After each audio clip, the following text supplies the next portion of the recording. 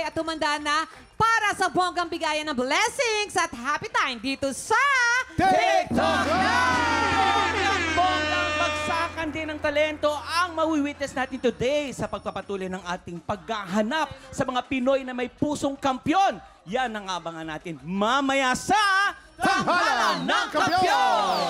Pero bago ang kantahan, dito muna tayo sa paborito nating balitaan na may masayang hulaan. Narito na ang Ulo ng Mga Balita! Handa nang makipaghulaan ang ating celebrity player for today. Mula sa pelikulang Slay Zone na showing na po ngayon, let's welcome Queen Eye! Ay, ito na! Kinakabahan ako. Drop it, take a flow, drop it to the flow, then. Now lean, then.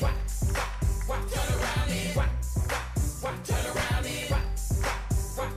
Now wiggle, wiggle, wiggle, wiggle, wiggle, wiggle, wiggle. Play dead like. Then. Strike a pose like.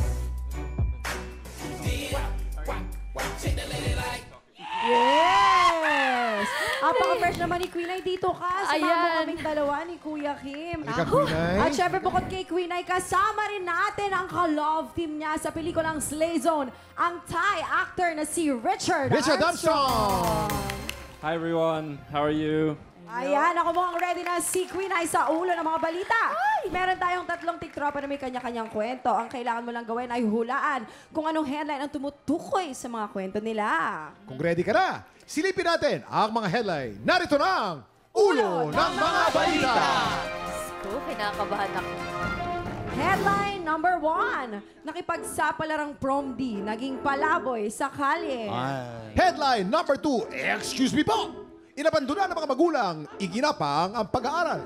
Headline number 3. Nag-TNT sa ibang bansa para makapagpagamot ang ina. Ay, naku. Headline number 4. Dapat, alam mo, aspiring actor na scam ng pagpapanggap na Direk Joel Lamangan. panggap. Ay. Ano yan, Yun. Queen Tatlong Eye? headline dyan, totoo. Totoo. Yung isang headline dyan, panlinlang lang yan, kwentong panggulo lang. Bibigyan ka namin agad ng clue tungkol ito sa tiktropa nating prom D na naging palaboy sa kalye. At para magka-idea ka, ipapakita namin sa iyo yung moment na isang linggo na siyang nagpapalaboy-laboy hanggang sa humingi siya ng tulong sa isang karinderya. Yan. Oh. Papasukin na natin ang ating mga tiktropa na kailangan mong i-match. From Balayan, Batangas, Dindo, Karaig, and of course, Donita. Ikaw? Yes, oo. Sandali, marami ako maisip. Ano yun? Oo. Lola? Lola? Ano yun, apo? Ngayon po ako ng bus. Ay, naku, kawawa ka naman iyo. Baka po maaari niyo po akong tulungan. Ay, oo, sige, halika. Oo, umupo ka. Kumain ka dito. Halika, ayan. O, kainin mo lahat yung pati mga customer. Lola, malulugi Hindi ka po. okay lang malugi, basta makatulong sa kapwa. Sabayan niyo po O, ako kainin natin kumain. silang lahat. Lola. Hey, cut! Mula naman sa Cubao, Quezon City, heto naman si Ariel Holnalero. Ay, hindi. Ano mo na dyan mga plato, ha? Okay, bilhin na po, bilhin na po. Ah, tao po. Oh, walang tao dito. Okay, bilhin na kayo dyan, bilhin na. Pwede magtanong. Ano yung tanong mo? Pwede mag-apply ng trabaho. Ay, naku, puno na kami rito, eh. Wala pa kasi akong ligo eh. Ay, halata naman. Ay, di naman. Wala ka panligo. Parne, kumain ka din, eh. Okay, ito naman po cut! mula po sa Dasma, Cavite. E-excited na rin si Frank John Young. Boss, Ay, ano ba yan? Ano yan? hiring po ba kayo dito? Doon. Ano ba? Ang baho mo. Parang Ano ba awa pala niyo dito? na po, tanggapin niyo na po ako. Sandali lang, mantik. Isang linggo na po akong palaboy-laboy dito sa Maynila. Please. Ganito na lang, iho. Gusto mo magtrabaho dito? Marunong ka ba magluto? Opo, marunong. Nakakatawa. Patawa Okay, ka. cut! Queen Eye, sa kanilang tatlo, sa tingin mo, sino yung totoong prom D na naging palaboy sa kalye? Kung meron ka idea, ipuwesto mo na sila. Okay. Ay. Dito? Yan. Hindi. Hindi ko alam. Dito? Saan siya? Dito. Aspiring actor na scam na Oho. nagpanggap na Direk Joel Pwede, Lamangan. pwede. Okay. Wait. Sige, Queen Eye, Siya kaya mo magbalikta rin. ay dito. Ang dami ng buhok nakakaingit. Oo nga eh. Ito, Kuya, Tine. Ilang kilo kayo yung buhok na yun? Hindi ko alam. Bahala O na. Queen Eye, alamin na natin kung may na-match ka ba. Anong sabi ng balita? One Isang point. tama. Si Dito natin kay Dindo na aspiring actor na scam ng nagpapanggap na Direk Joel lamang. Ito kaya si Dindo. Ayan, Oo oh. nga, binasa ko yung ano ba't doon ka niya. pumunta kay Frank? Dito ko, okay, Dindo, kamusta naman yun? Paano nangyari Okay lang. yun? Yan. Kagustuhan ko ho na ako yung magkaroon ng isang movie. Ngayon, may nakita ko isang public post.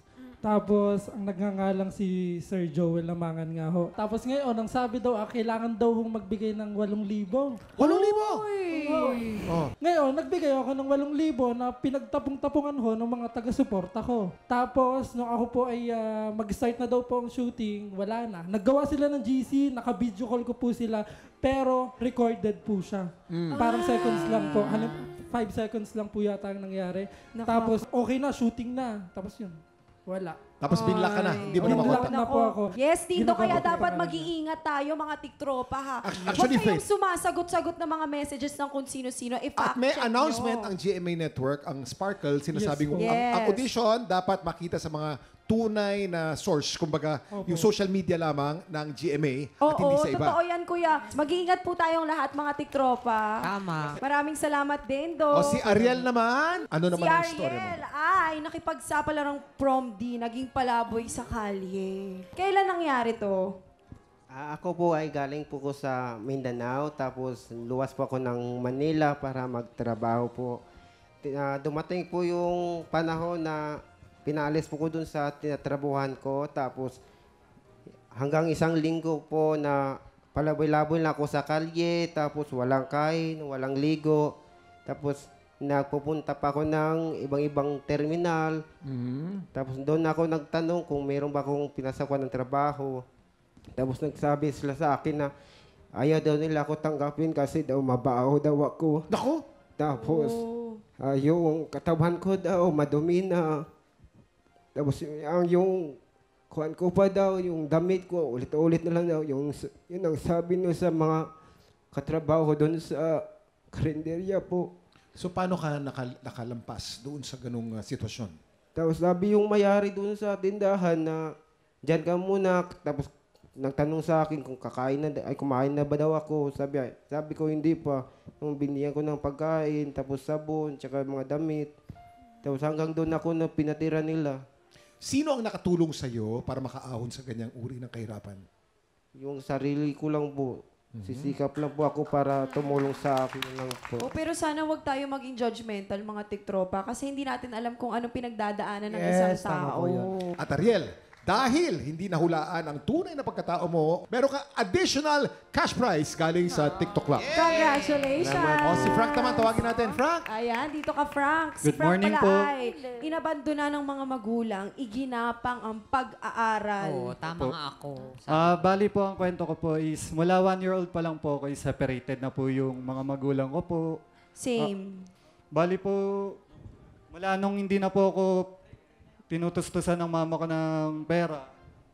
Trabaho ka na. Opo. Ano na mga naging trabaho mo nung bata ka pa? Nagra-racket-racket po ako magturo ng mga tutorial teacher po ako ng mga Anong subject ang tinuturo mo? Math, English, Science po. Uy, wow. Elementary student po, mga Koreano po yung tinuturuan ko po. Yes! At dahil di nahulaan ni Queen, ay may additional cash prize ka from TikTok TikTok Club! Thank you po.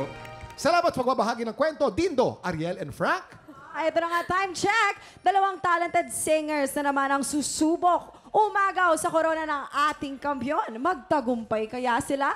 Exciting ang tanghalan ng kampyon. Mamaya na po yan. Pero bago yan, magpapaulan muna tayo ng blessings sa pagbabalik ng TikTok Club!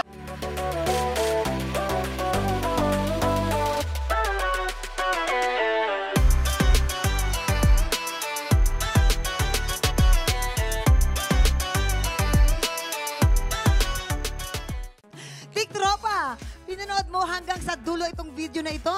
Abay, very good ka! For more happy time, watch more TikTok Lock videos on our official social media pages and subscribe to GMA Network official YouTube channel.